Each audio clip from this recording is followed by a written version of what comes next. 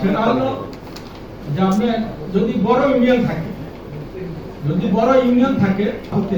এটা কৃষি আপনার জেলা পর্যায়ে সেটা জেলা সার্বজনীন মনিটরিং কমিটি আছে, তারা যদি প্রস্তাব করে সেটা উপরে আমাদেরকে দেখে যার কারণে হচ্ছে কি আমরা চাই যে বিসিস আর এখন একটা হচ্ছে কি সরকার পরিচিতি না, একটা মানুষের তো একটা পরিচিতি না, তো একটা মন্ত্রণালয় কি মন্ত্রী পরিচিতি, এটা তো পরিচিতি হতে পারে না, হয় কৃষি ডিলার হবে, ডিলার হবে, বিসিএসসি ডিলার, বিএডিসি ডিলার, এইটা তো একটা পরিচিতি, আমার আইডেন্টি। আর আমি খুব স্বাচ্ছন্দ্য বোধ করি বিসিএসসি ডিলার, এবং আমার পরিবার পরিজন সবাই স্বাচ্ছন্দ্য বোধ করে যে আমার বাবা বিসিএসসি ডিলার, তারা খুব গর্ববোধ করে। নিয়ন্ত্রণটা তার হাতে নয়, এই জন্য এই প্রক্রিয়াটা করতে চায়। আমরা মনে করি যারা এই কাজে জড়িত খুব তাদের উদ্দেশ্যটা খুব সৎ না, এটা তাদের একটা অসৎ উদ্দেশ্য আছে। আমার মনে হয় সরকারের উচিত হবে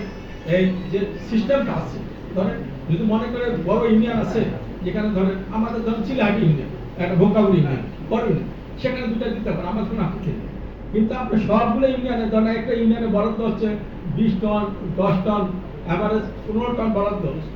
আর সেখানে যদি আমাদের পক্ষে তো ব্যবসা বাণিজ্য কার পক্ষে করা সম্ভব সব।